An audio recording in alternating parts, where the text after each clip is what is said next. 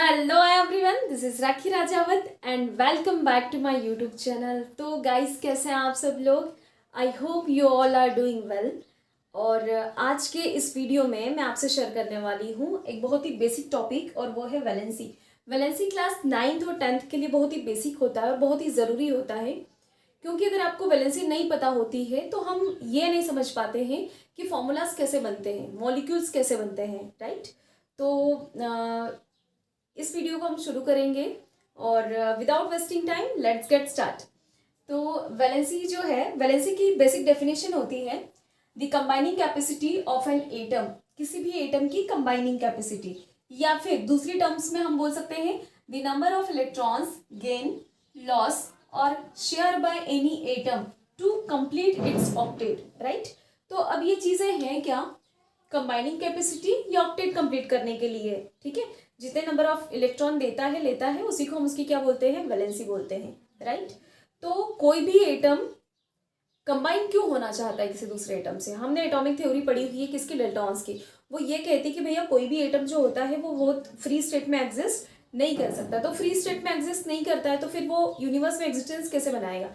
तो अपना एग्जिस्टेंस बनाने के लिए एक एटम दूसरे एटम से क्या करता है? कंबाइन होता है, राइट? और कंबाइन होने के लिए जितने नंबर ऑफ इलेक्ट्रॉन्स वो डोनेट करता है, गेन करता है या शेयर करता है, उसी को हम क्या बोलते हैं? उसकी वैलेंसी। अब ये ऑक्टेट वाली दूसरी हम चीज समझते हैं कि ऑक्टेट कंप्लीट करना मतलब क्या? आउटर मोस्ट शेल में 8 इलेक्ट्रॉन कंप्लीट करना।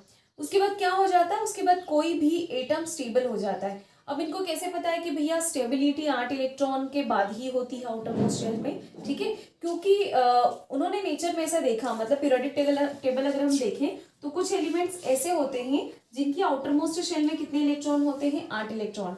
एक्चुअली वैलेंसी समझने के लिए आपको सबसे पहले तो 1 से 20 तक एटॉमिक नंबर याद होना चाहिए। दूसरा, आपको शेल क्या होती है, मतलब इलेक्ट्रॉन एक्चुअली कहाँ न्यूक्लियस में, न्यूक्लियस के बाहर एटम के अंदर कहाँ एग्जिस्ट करते हैं? शेल में एग्जिस्ट करते हैं, राइट? तो मैं ये मान के चल रही हूँ कि आपको शेल के बारे में नॉलेज है, राइट? तो स्टेबल एलिमेंट्स जो होते हैं वो कौन कौन से होते हैं? Helium, neon, organ, krypton, xenon and radon, right?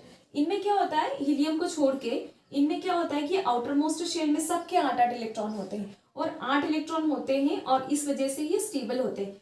मतलब मोनोएटॉमिक फॉर्म में ये स्टेबल है, तो फिर दूसरे एलिमेंट्स को ये समझ आए कि अच्छा, स्टेबल होने के लिए क्या करना पड़ता है? अपने आउटर मोस्ट शेल में कितने इलेक्ट्रॉन कंप्लीट करने पड़ते हैं? 8 इलेक्ट्रॉन, राइट? तो कोई भी एटम क्या करता है कि कोशिश करता है कि आउटर मोस्ट शेल में कितने इलेक्ट्रॉन कंप्लीट करें? 8 इलेक्ट्रॉन। अब 8 इलेक्ट्रॉन कंप्लीट करने के लिए उनके पास जितने एक्स्ट्रा इलेक्ट्रॉन अगर होते हैं तो उनको वो डोनेट कर देता है, लॉस कर देता है, और अगर कम होते हैं जैसे 7 है तो फिर वो एक इलेक्ट्रॉन को क्या करता है? गेन करता है, या फिर शेयर कर लेता है। तो भैया तीनों ही चीजों से वो क्या करता है? किसी दूसरे के साथ में कंबाइन होता है। क्या होता है? कंबाइन। और कंबाइन मतलब कॉम्बिनेशन, कितने बॉन्ड बनेंगे उसके बीच? तो जितने नंबर ऑफ इलेक्ट्रॉन यह गेन करेगा, लॉस करेगा या शेयर करेगा, क्या कंप्लीट करने के लिए? अपना ऑक्टेट, आउटर मोस्ट शेल में 8 इलेक्ट्रॉन कंप्लीट करने के लिए। तो वही इसकी क्या कहलाएगी? वैलेंसी। हम इसको एक एग्जांपल से देखते हैं। सोडियम। सोडियम के पास, सोडियम का एटॉमिक नंबर होता है 11। 11 मतलब जितना एटॉमिक नंबर होता है किसी एटम का, उतने ही नंबर ऑफ इलेक्ट्रॉन उसके अंदर होते हैं। हम एटॉमिक स्ट्रक्चर देख लेते हैं सोडियम का। एटम स्फेरिकल होता है, राइट? साइंटिस्ट ने कहा है ऐसा। और सेंटर में क्या होता है इसके? न्यूक्लियस। और न्यूक्लियस के बाहर होती है, ये आपको जो दिख रही है ये शेल है, ठीक है? हर एक शेल में स्पेसिफिक नंबर ऑफ इलेक्ट्रॉन्स आते हैं, और हम इसको थोड़ा सा देख लेते हैं। तो के शेल में आते हैं 2 इलेक्ट्रॉन, एल शेल में आते हैं 8, एम शेल में आते हैं 18, और एन शेल में आते हैं 32, राइट? हम ये वाला रूल फॉलो करेंगे। तो सोडियम एटम है, ये कितने इलेक्ट्रॉन्स है इसके अंदर? 11।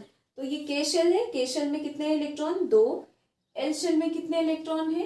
के शेल में 2, एल शेल में इसकी 8 इलेक्ट्रॉन, 1 2 3 4 5 6 7 और 8। और एल शेल में, के शेल में 2, के एल शेल में 8, और एम शेल में कितने हैं? 1 इलेक्ट्रॉन।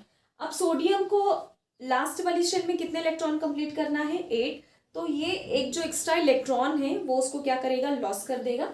तो ये वाला इलेक्ट्रॉन अगर ये लॉस कर देगा, राइट, तो इसके पास इसमें कितने इलेक्ट्रॉन लास्ट में हो जाएंगे? 8 इलेक्ट्रॉन। मतलब ये किसके जैसा बन गया? नियॉन के जैसा, राइट? नियॉन का एटॉमिक नंबर 10 होता है। अब सोडियम ने क्या किया? सोडियम ने क्या किया? सोडियम के पास 11 थे, मतलब शेल में 2 2 8 और 1। अपना एक इलेक्ट्रॉन क्या कर दिया सोडियम ने, अपना एक इलेक्ट्रॉन लॉस कर दिया अपना ऑक्टेट कंप्लीट करने के लिए। तो आप देखिए 2 और 8। अब आउटर मोस्ट शेल में कितने बच गए, 8 बच गए, राइट। तो अब सोडियम किसके जैसा बन गया, नियॉन के जैसा। नियॉन के पास भी 10 इलेक्ट्रॉन, इसमें भी यहाँ पर कितने इलेक्ट्रॉन बचे हैं, 10 बचे हैं, जबकि यहाँ पर कितने हैं, 11 है, राइट। तो ये किसके जैसा बन गया, इसके जैसा, मतलब अब स्टेबिलिटी को गेन करेगा ये। तो भैया ऑक्टेट कंप्लीट करने के लिए सोडियम ने एक इलेक्ट्रॉन दिया, इसलिए सोडियम जो है उसकी वैलेंसी कितनी होगी, सोडियम की वैलेंसी कितनी होगी, 1 according to the definition, right. The number of electron gain loss और share by any atom in to complete its octet. अपना ऑक्टेट कंप्लीट करने के लिए एक इलेक्ट्रॉन दे दिया, तो इसकी वैलेंसी कितनी होगी, 1। और वैलेंसी को ही हम बोलते हैं या कंबाइनिंग कैपेसिटी। जितने डोनेट कर रहा है या लॉस कर रहा है भैया उतने ही क्या बनाएगा ये बॉन्ड। तो देखिए NaCl में सोडियम और क्लोरीन के बीच में कितने बॉन्ड से ये कंबाइन है, एक बॉन्ड से। अगर ये लॉस नहीं करता है तो ये इसके साथ कंबाइन नहीं होता और NaCl यूनिवर्स में नहीं आता, या ये कंपाउंड का एग्जिस्टेंस नहीं होता, right.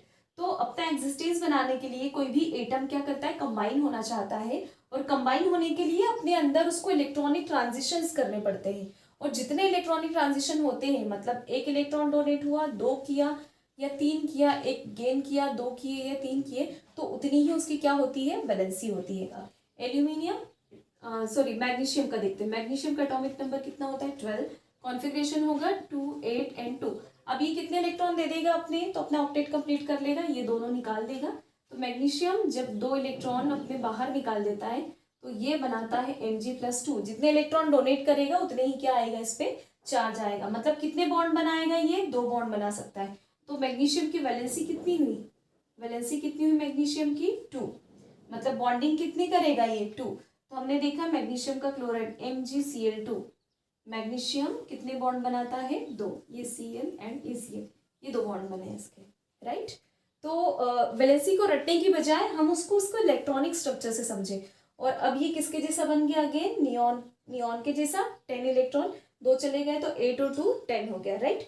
One more example, aluminium atomic number 13, configuration होगा 2 8 3, राइट। तो 2 8 3 अब क्या करेगा, ये 3 इलेक्ट्रॉन अपने बाहर निकाल देगा।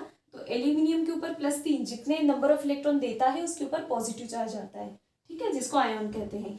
तो अब इसके पास 10 इलेक्ट्रॉन हो गए और लास्ट शेल में कितने इलेक्ट्रॉन है, 8। ऑक्टेट कंप्लीट मतलब किसके जैसा, इनर्ट गैसेस के जैसा, मतलब स्टेबल। और ये चार्ज आते हैं तो फिर कंबाइन होते हैं और फिर क्या बना लेते हैं, ये कंपाउंड्स बना लेते हैं, राइट। तो this is called the valency. और वैलेंसी रटने की बजाय हम इस इलेक्ट्रॉनिक स्ट्रक्चर से समझें तो बहुत ही ईजी होगा। और आई होप कि आपको वैलेंसी कॉन्सेप्ट क्लियर हुआ हो। Thank you, have a nice day.